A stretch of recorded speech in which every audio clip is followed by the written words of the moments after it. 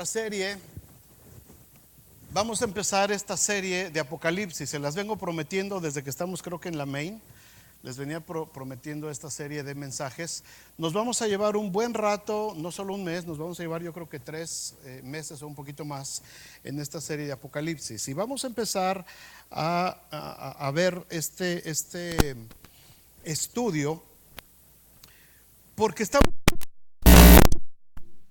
viviendo tiempos donde mucha gente tiene una perspectiva de lo que va a suceder y están haciendo especulaciones en los medios, en las redes sociales. Vemos muchísima información de cosas que dicen que van a suceder, que están sucediendo, y que ya vieron al anticristo por acá, y que vieron una bestia con cuernos por acá, y que entonces hay muchas cosas que están empezando y muchos cristianos se están confundiendo. Así es que es muy importante que como iglesia tengamos una perspectiva correcta de lo que es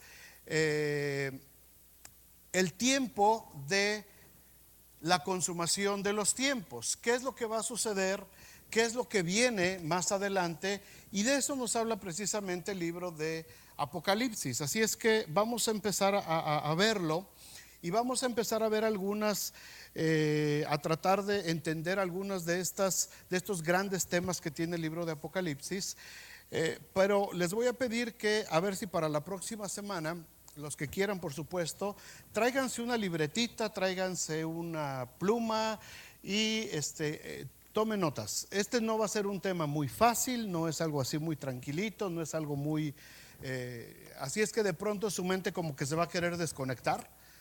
No la dejen, conéctense otra vez, porque son ideas, son temas, son datos, son información. Vamos a ver gráficas que de pronto nos pueden causar confusión, pero no se preocupen, la palabra de Dios se recomienda a sí misma. Así es que lo vamos a ir viendo poco a poquito. Abran sus Biblias ahí en el libro de Apocalipsis. Es el último libro de la Biblia, y vamos a hablar hoy acerca del primer tema, que es la revelación de Jesucristo. A ver hasta dónde llegamos, porque ya es tarde, pero vamos a ver hasta dónde llegamos y lo vamos a ir viendo poco a poco durante las siguientes semanas. Vamos a leer los primeros tres versículos. Los primeros 3 versículos dicen: la revelación de Jesucristo que Dios le dio para manifestar a sus siervos las cosas que deben de suceder pronto, y la declaró enviándola por medio de su ángel a su siervo Juan, que ha dado testimonio de la palabra de Dios y del testimonio de Jesucristo y de todas las cosas que ha visto. Lean conmigo el versículo 3. Dice: bienaventurado el que lee y los que oyen las palabras de esta profecía y guardan las cosas que en ella están escritas, porque el tiempo ¿está qué? El tiempo está cerca. Hay por lo general 2 tipos de personas. Todos tenemos algo de esto. Aquellas personas que, como los niños chiquitos, no sé si alguno de sus hijos les hace esto, que salen de viaje y apenas arrancan del viaje y el niño empieza: papi, ¿ya vamos a llegar? Papi, ¿cuánto falta? Hijo, apenas estamos saliendo de la casa. Y el niño ya está: ¿y ya vamos a llegar? ¿Y ya vamos a llegar? ¿Y cuánto falta? ¿Y cuánto falta? ¿Y a qué horas llegamos? Esa actitud muchas veces la tenemos algunos humanos. Queremos que todo sea rápido, tenemos prisa.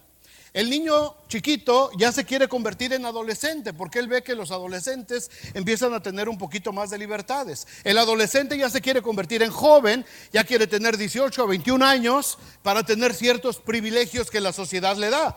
Y le urge porque ya quiere crecer y ya quiere hacerse más grande. Las mujercitas desde chiquitas ya empiezan a pintarse y a coquetear porque ya les urge por crecer, ¿verdad? Les urge ya casarse, les urge ya establecer. Y toda la vida tenemos esa ansiedad de querer con ansias lo que va a llegar. Y muchas veces esas ansias nos llevan a cometer errores y nos llevan a caminos que no nos deberían de llevar. Nos causa inestabilidad económica, cosas fuera del matrimonio, en fin. Esas personas que son ansiosas, que todo el tiempo están tratando de apresurar las cosas. Pero por otro lado, hay personas también que nunca piensan en el futuro, no les interesa mucho el futuro.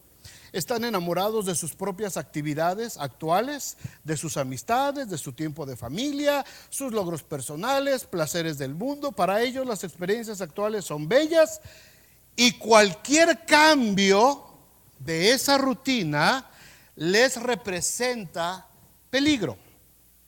Hay gente que no quiere cambiar o que no quiere pensar en el futuro porque eso le representa una amenaza a su entorno.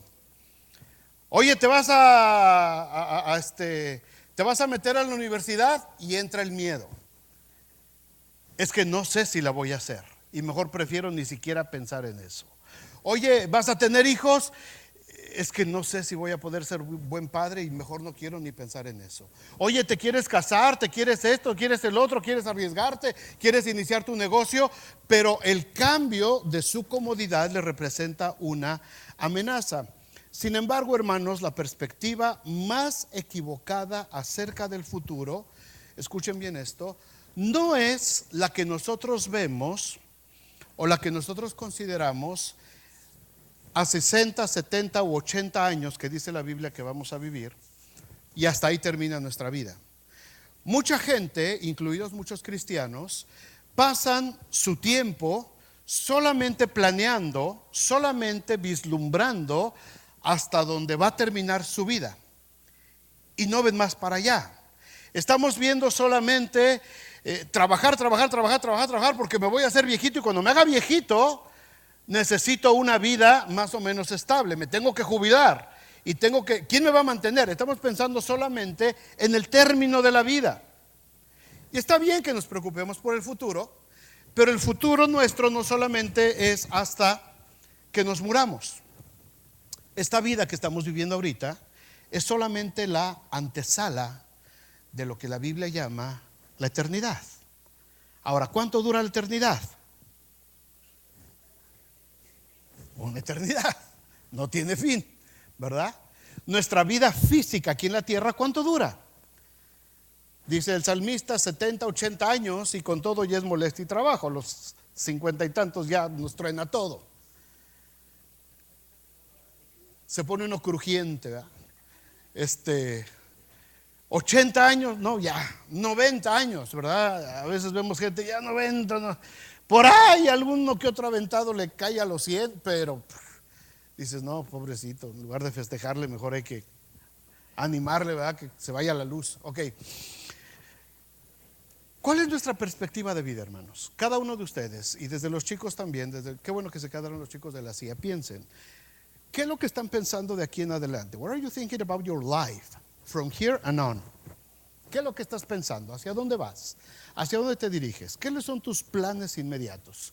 Mucha gente está pensando solamente en lo que va a hacer en esta vida y no pensamos en lo que viene en la eternidad. Además, la Biblia nos está mostrando solamente todo el tiempo que tenemos que tener nuestra mirada puesta en la eternidad, porque nos dice el Señor que en esa eternidad mucha gente se va a unir con Él, pero también dice que todos aquellos que le rechazaron durante esta vida los va a apartar de Él. Nos gusta que nos digan y escuchar acerca de que un día vamos a estar en el cielo. ¿A cuántos quieren estar en el cielo? ¿Cuántos quieren estar en esa mansión gloriosa? ¿Verdad? El Señor nos ha ido a preparar mansión y uy, qué padre, no se turbe vuestro corazón y tenga miedo, en la casa de mi Padre muchas mansiones hay, qué padre, voy a estar en el cielo. Ahora, ¿cuántos estamos realmente viviendo como si quisiéramos llegar a esa mansión celestial? ¿Ven la diferencia? Muchos tienen el anhelo de comprar una casa aquí en la tierra. ¿Qué es lo que haces para comprar una casa?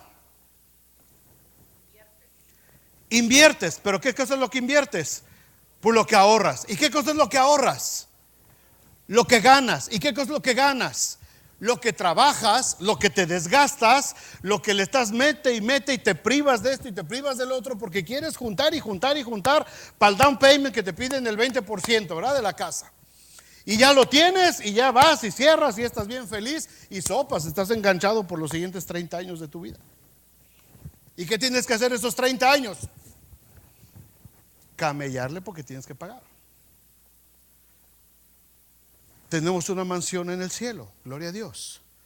¿Cuántos estamos viviendo pensando en esa mansión que tenemos en el cielo? ¿O estamos pensando solamente en la mansión terrenal que tenemos aquí? El libro de Apocalipsis, hermanos, nos pone en esta perspectiva y hace que estemos conscientes de que solamente hay dos caminos. Señala con mucha claridad, como lo vamos a empezar a ver, con mucha claridad, quién controla la tierra y lo que sucede aquí. Es como si nos llevaran una cápsula del tiempo para presenciar el conflicto final y el triunfo de Dios, de su Hijo y de los que creímos en Él. A través de este estudio vamos a ver y a sentir, hermanos, a sentir la agonía de un mundo fracasado. Cuando ustedes ven las noticias, prenden las noticias y oímos matanzas y balaceras y las drogas y esto y el crimen y que se están destapando crímenes por acá y crímenes por allá, hermanos, el mundo está agonizando. La sociedad está agonizando, es un mundo fracasado, pero también vamos a ver en Apocalipsis cómo Dios ha preparado un mundo nuevo y esa es nuestra esperanza. Esa es mi esperanza, ese mundo nuevo que el Señor ha preparado. Así es que Apocalipsis tiene una combinación de características muy especiales que lo distinguen de otros libros. Inicia con esta promesa muy especial. Dice que bienaventurado, el versículo 3, el que ¿qué? El que lee. Bienaventurado el que lee. En el tiempo donde el apóstol Juan está escribiendo, en los primeros siglos del cristianismo, no se tenía copia de las Biblias como lo tenemos ahora todos. Simplemente había ciertos libros que estaban copiados y estaban en las sinagogas o en los templos, y solamente una persona acreditada, una persona que era designada, tenía el privilegio de poderse parar delante de la congregación y empezar a leer la palabra de Dios. Por eso aquí el Señor está diciendo, primero, bienaventurado el que lee.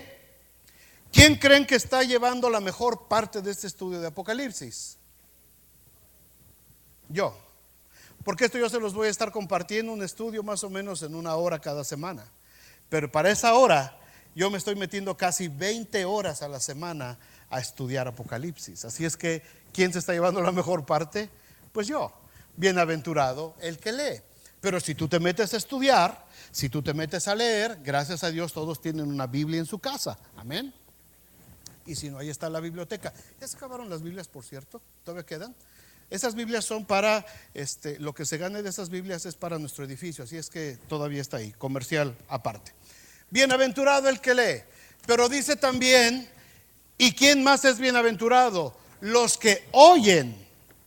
No es solamente escuchar físicamente, sino guardar en nuestro corazón. Los que entienden, los que estudian, los que se comprometen a leer. No solamente es escuchar una historia, no solamente es escuchar un libro de una profecía, es entender, es meterme a investigar y captar lo que el Señor está diciendo. Ahí hay una gran bendición para mí. El que lee, el que escucha y también los que guardan en su corazón, porque no había, como les digo, no había escritura para todos.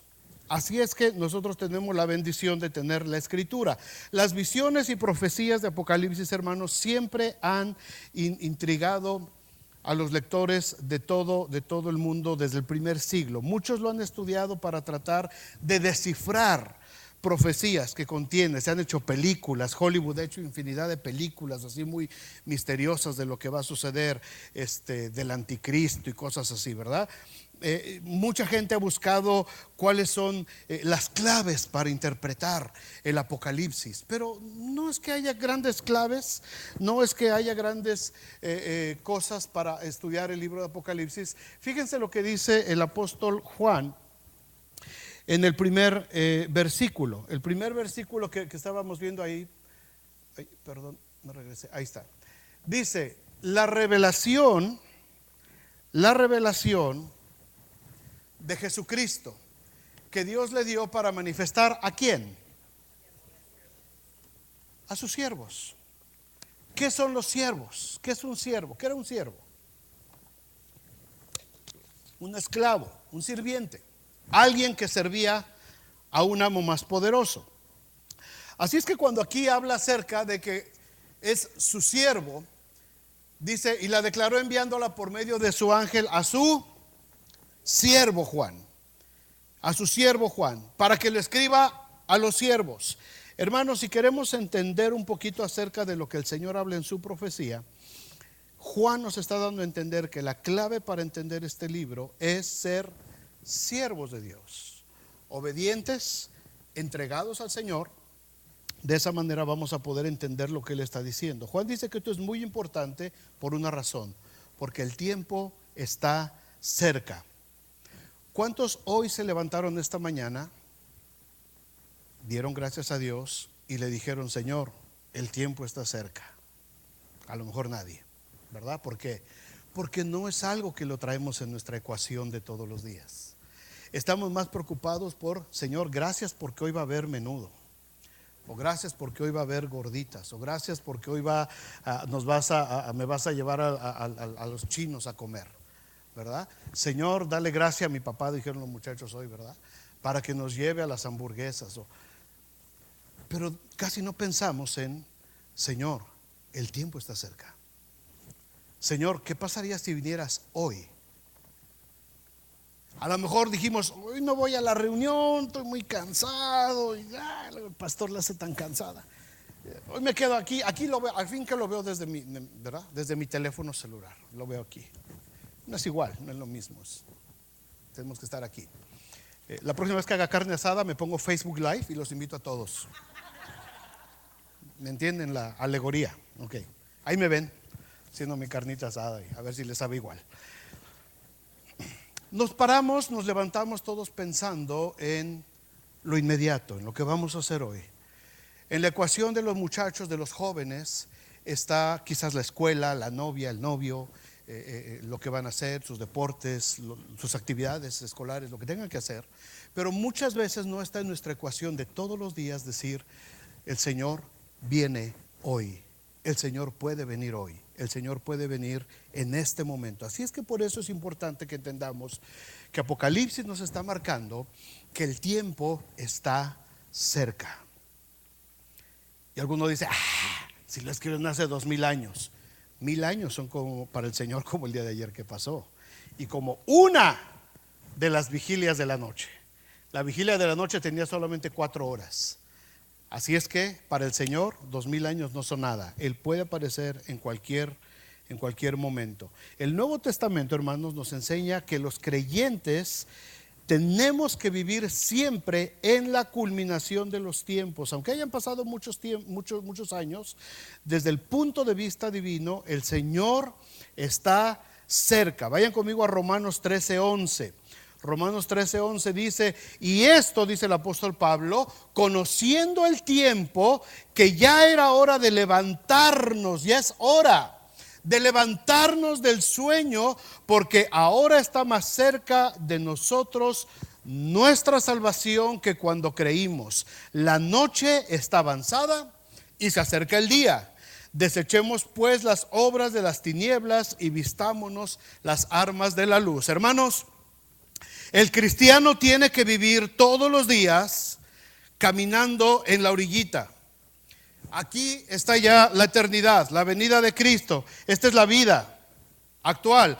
Yo tengo que caminar todos los días así, sabiendo que de un momento a otro yo voy a estar ya con la eternidad de Dios. Si no viene el Señor, a lo mejor yo lo alcanzo. Pero el cristiano tiene que vivir todos los días sabiendo que estamos caminando ya, porque la noche está muy avanzada y está a punto de amanecer en el reloj de Dios, y yo tengo que vivir todos los días pensando en esa eternidad con Cristo. Muchas veces estamos tan involucrados en nuestra vida acá y solamente el domingo nos acercamos un poquito a la orilla. Cuando cantamos y nos predican y aquí estamos, sí, el Señor viene, amén, Señor ven pronto, gracias. Pero en la semana me regreso acá y estoy viviendo como si nada pasara. ¿Qué tal si en medio de mis actividades, llega el día del Señor? ¿A dónde me va a agarrar? ¿Qué voy a estar haciendo? Los eventos de este libro, hermanos, se pueden desencadenar en cualquier momento. Apocalipsis fue dirigido a cristianos del primer siglo, pero también para hoy, hasta que dure el tiempo de la iglesia. Así es que todos tenemos que estar listos para ver el propósito de Dios y conocer su voluntad. Amén. Vamos entrando en materia. ¿Quién y cuándo se escribió el libro de Apocalipsis? Datos generales de este libro. Juan dice, el versículo 1:4, Juan a las 7 iglesias que están en Asia: gracia y paz a vosotros del que es y que era y que ha de venir. Fíjense bien en esta expresión, que ha de venir, porque todo el libro de Apocalipsis nos va a acompañar la inminente venida de Cristo. Todo el tiempo el apóstol Juan va a estar diciendo: va a venir, las cosas van a suceder, el tiempo está cerca, ya merito, ya pronto va a pasar. Esta es la urgencia del mensaje de Apocalipsis y del que ha de venir y de los 7 espíritus que están delante de su trono. El libro identifica al autor, por supuesto, como el apóstol Juan. Casi todos los eruditos, todos los teólogos, historiadores coinciden que es Juan el apóstol, el hijo de Zebedeo. Juan, el que era un muchacho cuando Jesús lo recluta para que sea uno de sus discípulos.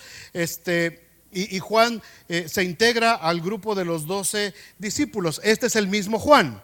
El libro fue escrito en el año 95 o 96 después de Cristo. Según y de acuerdo a los historiadores de la iglesia, Juan estuvo exiliado en la isla de Patmos, una pequeña isla. Ahí está. Una pequeña isla en el mar Egeo, allá abajo, arriba donde están las otras iglesias, es lo que hoy es el país Turquía.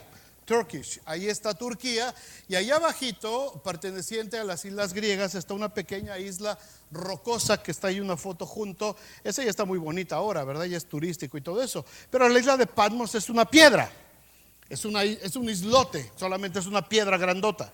Esa es la isla de Patmos. El emperador romano Domiciano, en el año 95, queriendo destruir a los cristianos, Juan era el último de los discípulos de Cristo que todavía vivía.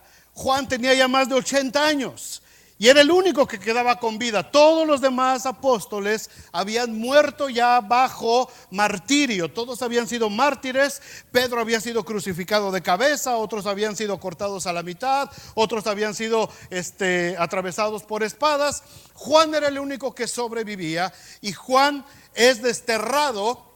Hay una historia, es leyenda, no me la crean porque no está en la Biblia, pero hay una historia que cuentan los primeros padres de la historia, que el emperador Domiciano quiso martirizar a Juan y lo metió en un caldero de aceite hirviendo.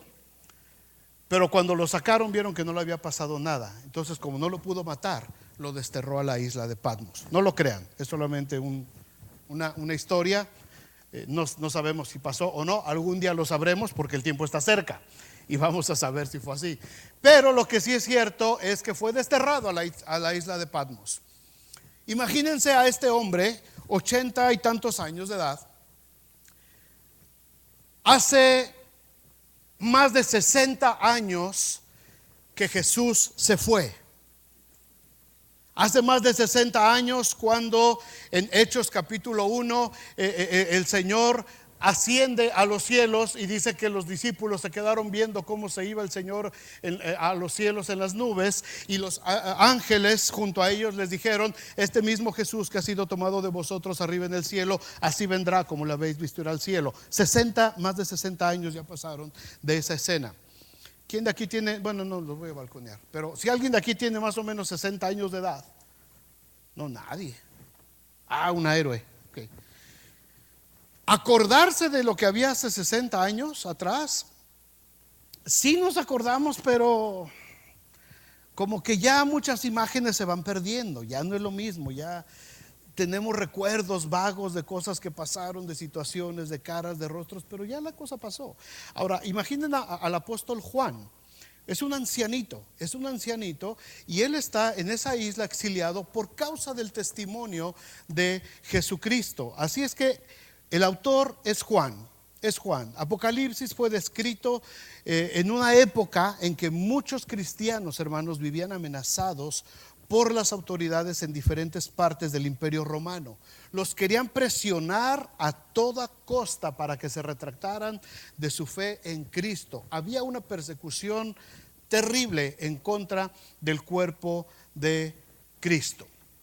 Juan el apóstol. ¿Quién escribió Apocalipsis? ¿En qué año? ¿Dónde estaba Juan? ¿Quién era el emperador que lo echó para allá? ¡Ay, qué buenos alumnos! Ok. Domiciano. Vamos a ver si cuando andemos ya por Apocalipsis 15, 16 ya van a andar así todos, entre bestias y dragones. Ok. Interpretación del libro. Por el carácter de este libro, hermanos, el carácter de este libro se ha prestado mucho a que a lo largo de los siglos mucha gente ha querido interpretar de diferentes maneras el libro de Apocalipsis, y muchos lo han usado para provecho propio. Pero la verdad es que tenemos que entender el libro de Apocalipsis como una serie de eventos que van a suceder.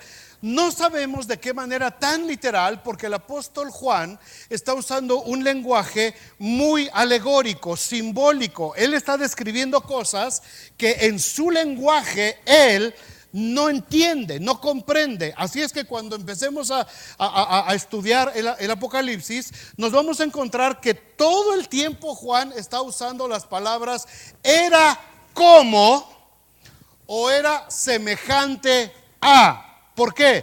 Porque lo que él estaba viendo en esa revelación no existía en su tiempo, muchas de esas cosas. Así es que él tenía que echar uso del lenguaje que tenía. Dios no le dio otro lenguaje especial para que describiera las cosas, porque los demás siervos, las otras iglesias, tenían que entender el mensaje. Así es que Juan empieza a hablar de cosas que él empieza a tratar de describir de la mejor manera que él puede. Dice que había langostas bruñidas como de acero. De sus colas salía fuego y escupían lumbre. ¿A qué le suena eso? Es un número 16 del Air Force de los Estados Unidos de Norteamérica. Pero no iba a decir Juan. Vi que cruzó el aire un F-5, iban formados en escuadra. Roger 10-4 pasó por acá. No había ese lenguaje. Entonces Juan tiene que empezar a usar alegorías. Era semejante a, se parecía a una langosta, pero era como una langosta, como si fuera de bronce, toda brillaba, y de pronto le salía por la cola un aguijón de lumbre que tenía poder para destruir. Y tú dices: ay, el Juan estaba viendo un cazabombardero, hombre, ni que no supiera. 2000 años atrás no tenía ni idea. Así es que a lo largo de todo el libro vamos a encontrar esas palabras. Era como, era semejante a, se parecía a, me daba la idea como, a mí se me figuró que era. Pobrecito apóstol Juan, a mí me da, no sé, me da ternura, ¿verdad? Imaginar al ancianito tratando de describir lo que estaba viendo, pero gloria a Dios lo hizo. Lo hizo en la mejor manera para que nosotros lo pudiéramos entender. Así es que la interpretación de Apocalipsis, hermanos, tiene que ser solamente lo que es, lo que está escrito ahí. Mucha gente lo ha querido a fuerza meter en medio de sus propias generaciones. ¿verdad? Desde el primer siglo empezaron a decir, no, es que el Apocalipsis representa la lucha de los judíos contra los romanos, de los cristianos contra el imperio, y lo quisieron acomodar ahí, pero no, porque hay eventos que todavía no iban a suceder, todavía no estaban sucediendo, sobre todo la segunda venida de Cristo. Así es que a lo largo de los siglos todo el mundo ha querido encajar al Apocalipsis en su propia generación. Allá por los años 80 se hablaba de que Mikhail Gorbachev, que era el líder de la entonces llamada Unión Soviética, Rusia, él era el anticristo. ¿Por qué? Porque tenía una mancha en la frente y ya todo el mundo lo daba por el anticristo. Más adelantito el anticristo pasó a ser Henry Kissinger, que era el secretario de Estado del presidente Richard Nixon. ¿Por qué? Porque Henry Kissinger estaba propiciando la paz por todo el mundo y él estaba abogando porque todo el mundo estuviera en paz. Y como la Biblia dice en Apocalipsis que el anticristo va a traer paz, entonces Henry Kissinger es el anticristo. Y querían empezar a acomodar todos los eventos del Apocalipsis alrededor de la política, de los movimientos sociales, de los movimientos de las culturas. Y no es así, hermanos. No tiene nada que ver con eso. Por eso les digo que en este tiempo hay mucha información en las redes, en los medios de información, donde hay infinidad de profetas, hombres, mujeres, niños, profetizando, entrando en trance y diciendo que el tiempo está por llegar, arrepiéntanse. Y todos los cristianos, share.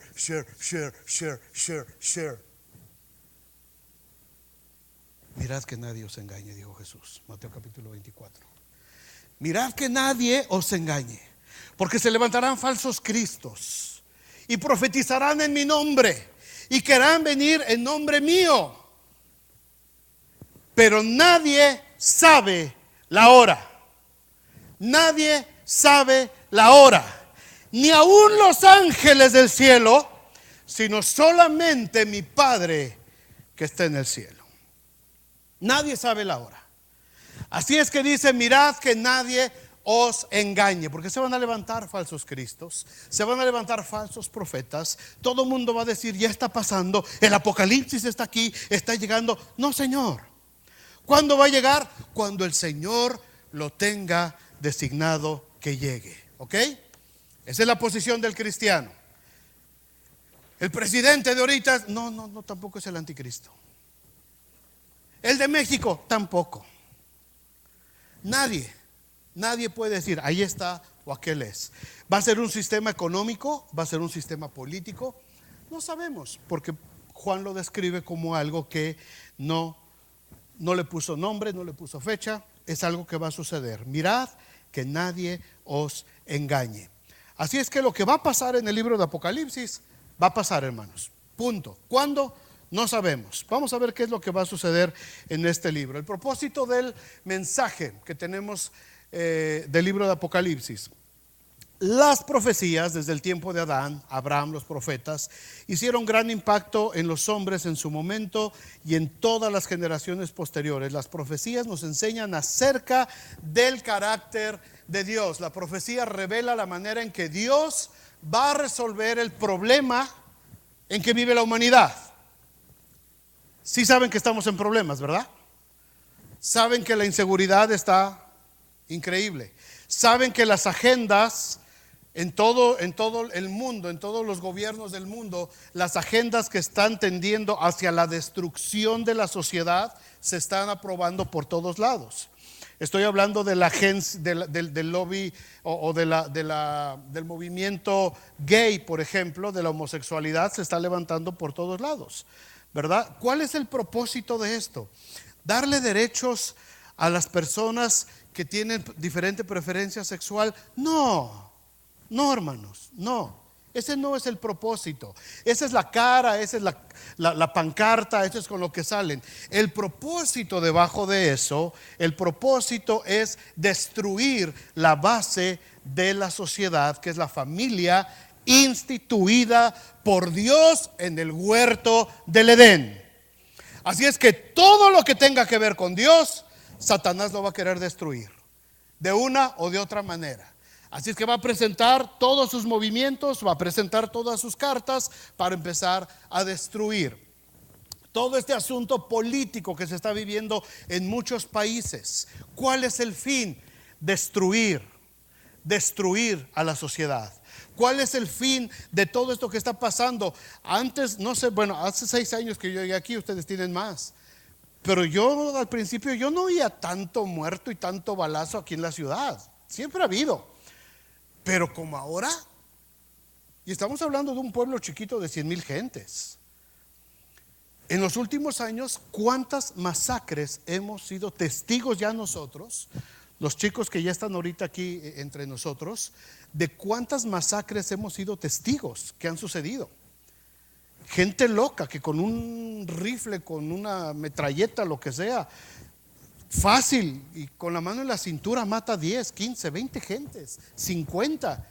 Ese loco de Las Vegas, ¿se acuerdan? Otro que agarra un camión y se va arrollando como si fueran piedras de camino. Cuánta persona se le cruza enfrente. O sea, la maldad, hermanos, la maldad, Jesucristo lo dijo. Por haberse multiplicado la maldad, el amor de muchos se enfriará. Ahora ves el noticiero y si no sacan sangre, estuvo reaburrido. Si hicieran un noticiero con puras buenas noticias, se muere de hambre el noticiero. ¿Por qué? Porque ya ese morbo, ese gusanito de hoy lo mató. Y si hubo un ocioso por ahí que grabó el video en vivo, así todo, mejor. Mira cómo le cortó la. Y a compartir. ¿Por qué tenemos ese morbo hacia la maldad? No se han puesto a pensar. Y no solamente en el mundo, los cristianos. Nuestros hijos, estos chicos, están expuestos, como no se imaginan, a este mundo de maldad. Para ellos, ahora en esta generación, la maldad se está convirtiendo en algo totalmente normal. Normal. Antes nos escandalizábamos. Y solamente cuando yo era chico me acuerdo que había en México un periódico que se llamaba La Alarma. No sé si alguno se acuerda de ese periódico. Con un letrerote amarillo así, La Alarma. Yo de niño tenía prohibidísimo voltear hacia un estanquillo de periódicos y ver la portada. No te estoy diciendo de comprar, no, de ir caminando y de voltear y ver la portada de la alarma. Me era prohibido. Si iba yo con mi madre o con mi abuela, me volteaban la cabeza para que no viéramos lo que decía la alarma. Violóla, matóla y descuartizóla, ¿verdad? Así era su retórica de la alarma. O sea, uno se enteraba de esas cosas, pero las había, sí, siempre lo ha habido. La violencia siempre la ha habido.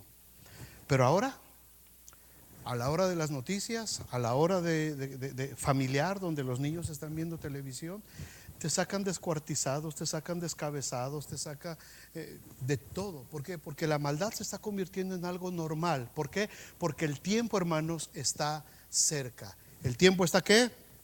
Cerca. El tiempo está cerca. Así es que el propósito del Señor al revelarnos este libro es cómo Dios va a resolver la problemática que vive la humanidad. ¿Y qué es lo que promete? ¿Cuál es la bendición que está prometiendo el Señor para los que deciden obedecerle? Apocalipsis nos va a mostrar que Dios reina. Amén.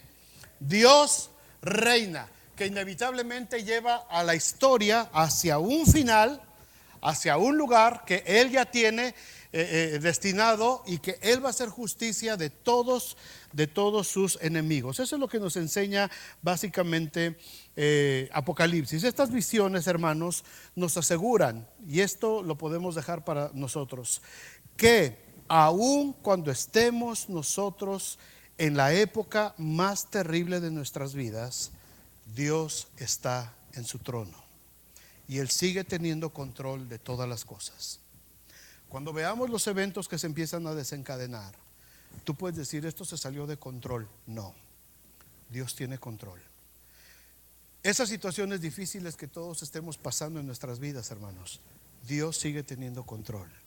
Y el libro de Apocalipsis a mí me da esa seguridad de que aunque las cosas se pongan mal y las cosas se pongan terribles, Dios sigue estando en su trono de gloria. Y Él tiene control de todas las cosas que pasan. A pesar de las ambiciones, a pesar de la maldad de Satanás, a pesar del daño y la oposición que quieran infligir a los santos, la iglesia, nosotros triunfaremos con el Cordero de Dios y el León de Judá, mientras que la destrucción y el juicio eterno caerán sobre los enemigos de Dios. Déjenme decirles por último, hoy nada más, no llegué ni a la mitad. Bueno, déjenme decirles cómo se estructura el libro para que empecemos a estudiar. Dice: escribe las cosas que has visto y las que son y las que han de ser después de estas. Apocalipsis 1:19. Le dice el Señor cuando se está revelando al apóstol: escribe las cosas que has visto, las que son y las que han de ser después de estas. Las cosas que has visto se refiere a la revelación de Jesucristo, cómo se presenta el Señor ante él, pero no solamente en los versículos anteriores cómo se presenta y que sus cabellos blancos como la nieve y su lengua como una espada aguda y su rostro como el sol cuando resplandece en su fuerza. No solamente esa visión tan tremenda que ve el apóstol Juan, sino que le dice el Señor Jesús a Juan: escribe lo que has visto. Y Juan en ese momento se remonta también 60 años atrás. Y Juan se acuerda de todo lo que ha visto, de todo lo que él disfrutó, de todo lo que él empezó a ver cuando Jesús lo llamó para que fuera su discípulo. Todas las cosas que había visto. Cuando Juan empieza a escribir el libro de Apocalipsis, todavía no escribe el Evangelio de Juan. Primero escribe el Apocalipsis y después escribe el Evangelio de Juan, porque el Señor le dio la orden: escribe todo lo que has visto. Y por eso Juan, después de escribir el Apocalipsis, también escribe todo lo que él había visto en su vida pasada con Jesús. Vean lo que dice Primera de Juan 1:1. Abran sus Biblias ahí. Primera de Juan 1:1 dice: lo que era desde el principio, lo que hemos oído, dice el apóstol Juan, lo que hemos visto con nuestros ojos, lo que hemos contemplado y palparon nuestras manos tocante al verbo de vida, porque la vida fue manifestada y la hemos visto y testificamos y os anunciamos la vida eterna, la cual estaba con el Padre y se nos manifestó. Lo que hemos visto y oído, eso os anunciamos, para que también vosotros tengáis comunión con nosotros, y nuestra comunión verdaderamente es con el Padre y con su Hijo Jesucristo. Lo que hemos visto, dice Juan, lo que vimos con nuestros ojos, lo que nuestras manos palparon, tocante al verbo de vida, tocante a Jesucristo, es lo que les estoy escribiendo, dice el apóstol Juan. Pero también le dice el Señor ahí: escribe las cosas que también son, no solamente las que has visto, sino también las cosas que son en este momento. Y las cosas que son se refiere a las iglesias. Son los 2 capítulos que vamos a ver la próxima semana, que hablan acerca de las iglesias. Las cosas que son, tiempo presente, es el periodo de gracia, el periodo de la iglesia. Nosotros estamos viviendo actualmente en ese periodo de Apocalipsis, en las cosas que son. ¿Queda esto claro? ¿Todavía están despiertos algunos? ¿Sí? ¿Conectados? Chiflando y aplaudiendo. Ok. ¿En qué época de Apocalipsis estamos viviendo nosotros? En las cosas que son. ¿Ok? Ahí estamos nosotros ahorita. Las que has visto, esas le tocaron a Juan. Eso fue el primer siglo. Fue cuando Juan caminaba con Jesús y vio todo lo que pasó y los milagros y todo lo que Jesús hizo, su muerte, su resurrección y su ascensión al cielo. Eso es lo que él ha visto y toda la revelación que le fue revelada en el Apocalipsis. Eso es lo que has visto. Las cosas que son, lo que estamos viviendo nosotros ahora. El periodo de tiempo, el compás de tiempo que se llama iglesia, la gracia de Dios en la que estamos viviendo nosotros. Y le dice, después de esto tienes que poner las cosas que han de ser después de estas. Y aquí es donde la cosa se va a poner caliente. Porque ¿cuáles son las cosas que has visto? Son las cosas que han de ser. Primero, Dios y el Cordero. Después, los juicios de los 7 sellos. Primero viene una revelación preciosa de Dios y del Cordero de Dios, que fue digno de desatar los sellos. Se desencadena una serie de juicios. Cada vez que se abre un sello, se desencadena un juicio sobre la humanidad. Después de los juicios de los sellos, viene una visión de las multitudes. Estas ya son las cosas que han de ser. Todavía no suceden. Viene la visión de las 2 multitudes y el último sello desencadena una serie de juicios basados en trompetas. Cada vez que un ángel tocaba una trompeta, se desencadena un juicio sobre la tierra. Después de esto viene la visión de un librito. Después de esto viene las visiones del templo. No del templo de Israel actualmente, como muchos piensan. No tiene nada que ver con un templo hecho por manos de hombres. Tiene que ver con la gloria de Dios. Tiene que ver con el templo de Dios. Viene la visión del templo y los 2 testigos. Ya lo veremos más adelante. Después de esto viene la visión de la mujer y del dragón. Después de esto viene la visión de las 2 bestias. No es nadie que conozcas, no te preocupes, es otro rollo. Viene la visión de las 2 bestias, después vienen 3 visiones del fin y después la última trompeta desencadena los siguientes juicios, los 7 juicios de las copas. Vienen esos son los que ya van terminando con todo. Viene la visión de la gran ramera y después viene la caída de Babilonia, y después de Babilonia viene la segunda venida de Cristo y ya viene entonces el milenio, y después del milenio hablamos de cielos nuevos, tierra nueva y la nueva Jerusalén, que es a donde todos queremos llegar. ¿Cuántos quieren llegar ahí? Está larguito el camino, ¿ok? Estoy viviendo aquí, en la orillita, porque estas cosas van a suceder pronto. ¿Cuándo? No sé. Hoy, no sé. Mañana, pasado mañana, en un año, en 10, no sé. Yo tengo que vivir como si fuera a pasar hoy. Pero ¿qué tal si le toca a estos chiquitos recibir a Cristo en las nubes? La pregunta, ¿los estamos preparando para que ellos empiecen a vivir desde hoy como si Cristo viniera hoy por ellos? ¿Qué iglesia es la que va a recibir Jesucristo cuando estos chiquitos empiecen a crecer? Cuando estos jovencitos ya empiecen a desarrollarse como adultos, ¿cuál es la iglesia que ellos van a recibir? Déjenme dejarlos con esto. Vénganse si quieres, Benji, por favor. Está en sus boletines. Los que no tienen boletín, quiere decir que llegaron tarde. Sorry. Si llegan temprano, la próxima semana se los vuelvo a poner. No lo vamos a ver, solamente quiero, porque algunos lo tienen ahí en su boletín. Esto es el Apocalipsis. Está medio enredoso, no se preocupen, lo vamos a ir desenredando. Estamos aquí nosotros en la época de la iglesia. Cristo murió en la cruz, Cristo subió a las nubes. Libro de Hechos, capítulo 1.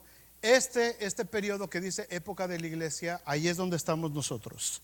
Ahí son las cosas que son. Ahí estamos viviendo nosotros. ¿Qué es el siguiente evento que estamos esperando como iglesia? Lo que estamos esperando es la promesa que dice Primera de Tesalonicenses 4, que el Señor con voz de mando y trompeta de Dios descenderá del cielo, y los muertos en Cristo resucitarán primero. Luego nosotros, los que vivimos, los que hayamos quedado, les alcanzaremos para estar con el Señor en las nubes, y ahí estaremos con Él para siempre. ¿Cuántos quieren estar ahí en ese momento? Gloria al Señor. Ahora, esto no es la segunda venida de Cristo. Esto es el rapto de la iglesia, ¿ok? Esa no es la segunda venida de Cristo. ¿Cristo viene? Sí. Pero en este rapto, Cristo no viene y pone sus pies en la tierra. No se establece como rey. Solamente en las nubes recibe a su iglesia, recibe a su novia, para que estemos con Él para siempre, dice el apóstol Pablo. Una vez que estemos allá arriba, hermanos, en la iglesia, vendrá el tiempo de las bodas del Cordero, Cristo y su iglesia. Mientras tanto, aquí abajo en la tierra se empieza a desencadenar la siguiente parte del libro de Apocalipsis: las cosas que han de ser después de estas. Empieza todo el tiempo de la gran tribulación, los juicios de los sellos, los juicios de las trompetas, las copas, la abominación desoladora de la que habló el profeta Daniel. Y después, entonces, capítulo 19, va a venir ya la segunda venida de Cristo. Cristo viene del cielo a instaurar un reino en la tierra por 1000 años. Después Satanás es encadenado, vuelto a soltar un ratito, y finalmente es encadenado por toda la eternidad. Y entonces es cuando viene cielos nuevos y tierra nueva para todos los que creyeron en Jesucristo. No sé cómo va a ser eso. Lo vamos a estudiar, lo vamos a ver, pero no podemos a final de cuentas saber cómo va a ser exactamente eso, hermanos. Pero por fe lo podemos creer. Por fe lo quiero creer. Por fe lo quiero poner yo en mi corazón. Cuando Jesucristo se fue, cuando el Señor Jesús ascendió a los cielos, esa última noche que estuvo con sus discípulos, fue muy claro el Señor. Y el Señor les dijo: no voy a volver a tomar de este pan ni de este jugo de la vid hasta que lo tome con vosotros allá en el reino de mi Padre. Y eso quiere decir que cuando la iglesia sea arrebatada, iremos a las bodas del Cordero y allí estaremos con el Señor para siempre. ¿Cuántos quieren estar ahí? Vamos a terminar nuestro servicio, hermanos, y vamos a participar de la mesa del Señor. ¿Quién participa de la mesa del Señor? Todos aquellos que han creído que Jesucristo